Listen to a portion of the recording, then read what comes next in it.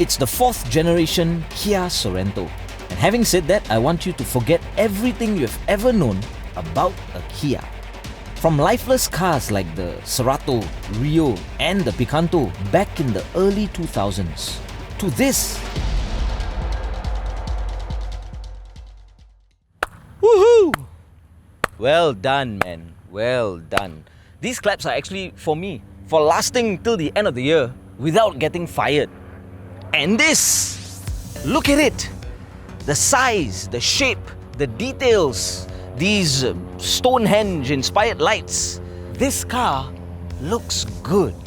It looks focused and obedient, like a retriever wagging its tail and waiting for its next command. But when you get up close to read the fine print, you will realize that it still looks impressive. They have spent attention to the details. This chick looks good from far and up close. In case you don't already know, it is a 7-seater, and just like most 7-seater SUVs, getting into the third row can be a pain in the butt, literally. So let's get into this chick's ass.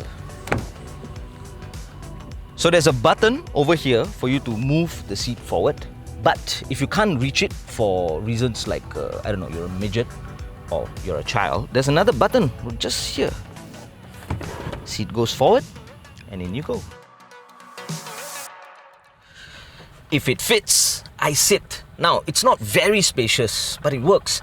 And there's a lot going on back here, you know. There's a 12-volt output. You've got a speaker, which is part of the 12-speaker Bose system that comes with this car. And this car does not come with rear aircon vents. But I've been told that if you purchase any trim level of the Sorento right now, you will actually get third-row aircon vents. Nice. Now there are cubby holders and you know, like a place for you to store some stuff. And if for some reason the second row passengers bail out and decide not to get on board, and check this out, just push this button and like a boss. The second row seats are movable with an almost non-existent transmission tunnel. But there's one thing I got to point out, check this out. There are aircon vents over here, alright? You've got a 12-volt output and you clearly see a USB port, which is great. But they have also included an additional USB port at the side of each seat. So right now, each passenger gets like a dedicated USB port. This really shows effort. Now I sound like a math teacher. Up in front, again, splendid job with the interior design. The car comes with a whole array of safety features and gadgets, which of course, I have no time to go through, so you can always ask my dear friend, Google. But let me show you the interesting stuff, okay? Now firstly, these air vents. Do you notice anything different? Yes, there is a dedicated blower just for your region of high sensitivity, you know? And if for some reason your balls are still sweaty, which mine are, by the way, you can even switch on your aircon ventilated seats, which happen to come as standard on this car. I think this is going to seal the deal for many. Gone are the days where you politely ask the front passenger to move forward. Right now, you just do it yourself. And if you happen to have a sotong shotgun who just does not know how to operate electric seats, you can do it for them. And if that's not enough, you get a panoramic roof, which begins here and ends in Ang Mo Kio. It's bloody huge. Wait, there's one last thing. A heated steering. Yes, I know we totally do not need this at all, but I just think it's damn cool. In fact, this was one of the first features I switched on when I got this car. And after switching this on, I actually blasted the aircon vents and pointed it to the steering just to see who would win.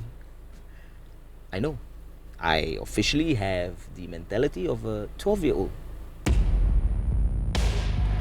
2.2-litre turbo diesel with 200 horses and 440 on torque through an 8-speed dual clutch gearbox with an option to even go for 4-wheel drive. This one is front wheel drive though, and I'm really liking it. And because it's turbo diesel, the torque figures are way higher than horsepower, which means if you're trying to climb the Benjamin Sheares Bridge or if you're trying to catch that light, it's going to be a breeze. And I've been flooring it a lot. And look, 12.5 kilometers to the litre. And that's a litre of diesel, mind you. But on the flip side, because it's a diesel, your road tax is a good 50 to 60% more as opposed to a similar sized petrol engine.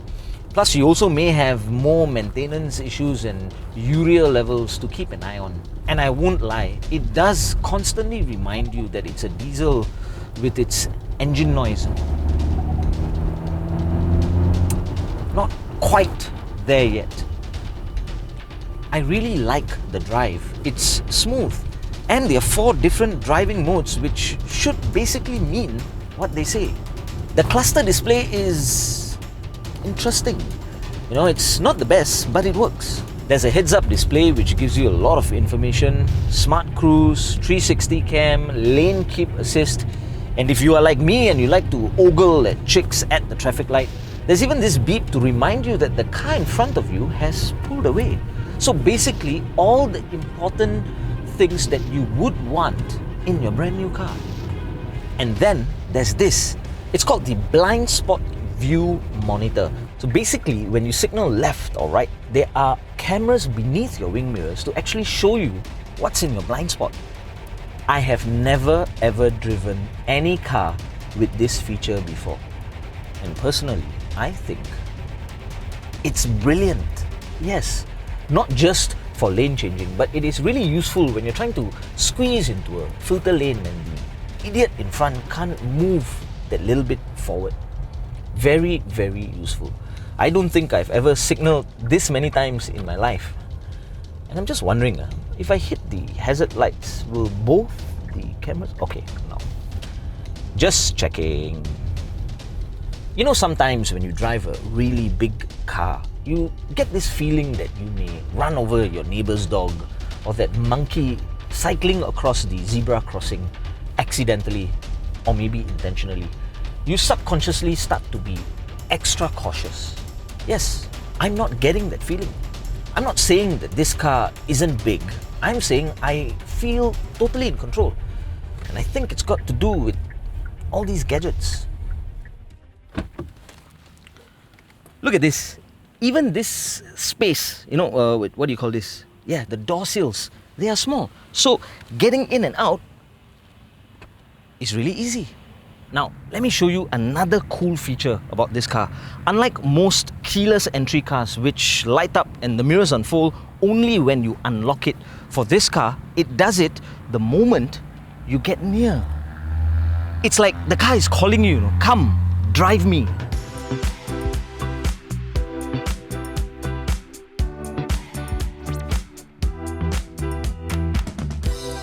If you're in the market for a family car, maybe a 7-seater, and if you have a decent budget, I want you to make a list of all the things that you would want in your car. Okay? Done? Now, regardless of your list, I will guarantee you 9 out of 10 things can be found on this car. When you have a car with things like blind spot cameras, USB ports at the side of the seat, air-conditioned seats and even a dick vent, you can tell that this is not a brand that's just slapping some shit together just so they can appeal to the mass market. No, they're actually really going all out to give you the best value for money. And yes, I do agree, the resale value, it's not really there yet, but you really gotta hand it to them. I think it's even safe to say this is one of the best 7-seater SUVs I've driven.